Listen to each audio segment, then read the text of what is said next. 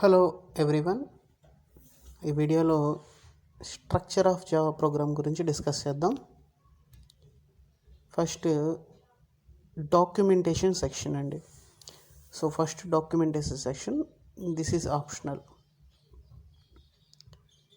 అంటే ప్రతి ప్రోగ్రాంలో రాయాల్సిన అవసరం లేదు. సో చూడండి, documentation section consist of set of comment lines giving name of the program, author name and other details optionally, which programmer like to use later. So ఇక్కడ మనం comment lines రాస్తామండి.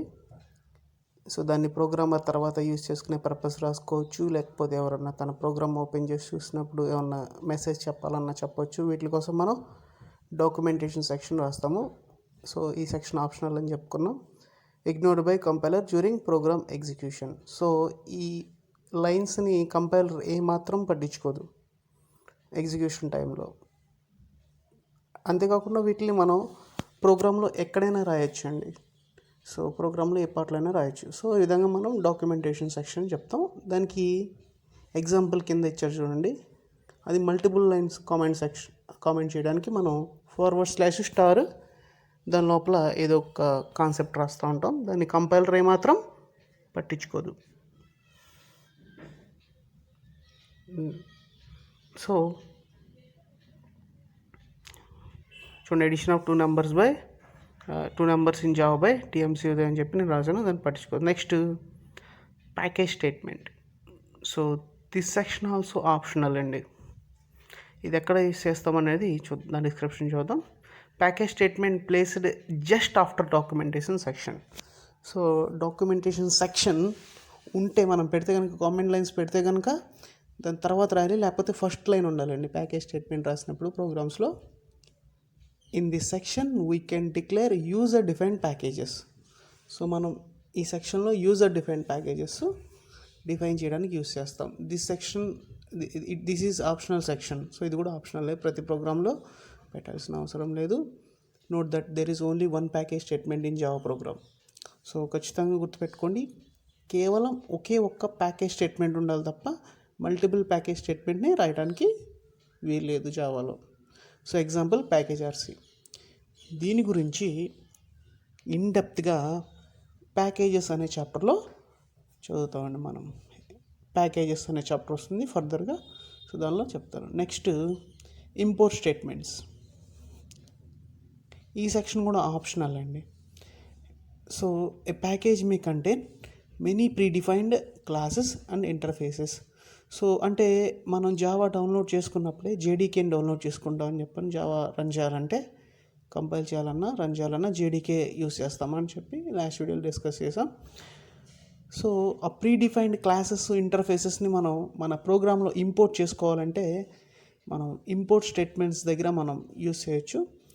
If you want to use any of them in our program, we need import that class. So అలా మన predefined classes, ఇంటర్ఫేసెస్ని మన ప్రోగ్రాంలో వాడాలంటే import statement రాయాలంటాడు. And this section also optional. So అంటే మనం ఇంపోర్ట్ చేసుకున్నప్పుడు మాత్రం ఈ పార్ట్ రాస్తాం. ఇంపోర్ట్ ఇంటర్ఫేసెస్ స్టేట్మెంట్స్ గురించి చూద్దాం. A Java program may contain interfaces. Interface are used to achieve 100% abstraction in Java. Object oriented concept అయిన అబ్స్ట్రాక్షన్ని మనం అచీవ్ చేయాలంటే ఇంటర్ఫేసెస్ యూస్ చేస్తాం. దీని గురించి ఇన్డెప్త్గా ఇంటర్ఫేసెస్ టాపిక్లో చెప్తాను. ఇట్ ఈస్ ఆప్షనల్ సెక్షన్ అండి. సో కింద ఒక ఎగ్జాంపుల్ ఇంటర్ఫేస్ మీరు చూడవచ్చు. నెక్స్ట్ వచ్చేసి క్లాస్ వితౌట్ మెయిన్ మెథడ్ అండి. సో మనం ఒక క్లాస్లో మెయిన్ మెథడ్ పెట్టకుండా కూడా ప్రోగ్రామ్స్లో రాయవచ్చు. అయితే ఈ సెక్షన్ ఆప్షనల్ అండి, ఎందుకంటే these contain instance variables and methods in it. So దీనిలో ఏముంటాయి, ఇన్స్టాన్స్ వేరియబుల్స్, మెథడ్స్ అని ఉంటాయి. వీటి గురించి మీకు తెలియకపోతే ఆబ్జెక్ట్ ఓరియంటెడ్ టాపిక్లో క్లియర్ కట్గా అర్థమవుతుంది. సో ఇదే ప్రోగ్రాంలో, ఇదే సెక్షన్లో మీరు మెయిన్ మెథడ్ పెట్టారనుకోండి, మళ్ళీ నెక్స్ట్ సెక్షన్ అయిన class with main method section రాయాల్సిన అవసరం ఉండదన్నమాట. సో ఇన్స్టాన్స్ వేరియబుల్స్, మెథడ్స్ పెట్టి రాయొచ్చు. దాంతోపాటుగా మెయిన్ మెథడ్ పెట్టారంటే ఇంకా నెక్స్ట్ సెక్షన్ ఉండదన్నమాట. ఇది ఎసెన్షియల్ సెక్షన్ అయిపోతుంది. సో దాని గురించి మీకు క్లియర్ కట్గా నెక్స్ట్ సెక్షన్ గురించి చూసిన తర్వాత అర్థమవుతుంది. చూడండి, ఇక్కడ ఒక క్లాస్ లోపల ఇంట్ ఎస్బి అని రాశాను. వీటిని ఇన్స్టెన్స్ వేరియబుల్స్ అంటారు. చూడండి అక్కడ అవి వాయిడ్ ఫన్ అనేది ఒక మెథడ్ లోపల రాస్తే వాటిని లోకల్ వేరియబుల్స్ అంటారు. క్లాస్ లోపల మెథడ్ బయట రాస్తే వాటిని ఇన్స్టెన్స్ వేరియబుల్స్ అని చెప్పేసి మనం చెప్తూ ఉంటాం అనమాట. సో ఏంటంటే ఇక్కడ ఈ టాపిక్ మనం దీని గురించి డెప్త్గా మళ్ళీ ఆబ్జెక్ట్ ఓరియంటెడ్లోనే డిస్కస్ చేయాల్సిన అవసరం ఉంటుంది. సో బిఫోర్ దట్ జస్ట్ చూడండి అంతే. Next class with main method. So ఇందట క్లాస్ వితౌట్ మెయిన్ మెథడ్లోనే మనం మెయిన్ డిక్లేర్ చేస్తుంటే ఈ పార్ట్ ఇంకా రాయాల్సిన అవసరం లేదు. ఒకవేళ రాయకపోతే మనం క్లాస్ విత్ మెయిన్ మెథడ్ అని ఒక క్లాస్ని డిక్లేర్ చేసుకుని మనం ఈ ప్రోగ్రామ్ని ఇంప్లిమెంట్ చేయొచ్చు. This section is mandatory because it contain main method. Every program execution starts from main function only. So program execution అనేది మెయిన్ నుంచే స్టార్ట్ అవుతుంది కాబట్టి ఈ సెక్షన్ కంపల్సరీ మనం రాయాల్సిందే. So that it is essential. Sample program చూద్దాం. So ఈ program object oriented కాన్సెప్ట్లో ఇంప్లిమెంట్ చేసిన ప్రోగ్రామ్. జస్ట్ చూడండి. దీని గురించి మనం ఇన్డెప్త్గా ఆబ్జెక్ట్ ఓరియంటెడ్ టాపిక్లో డిస్కస్ చేద్దాం.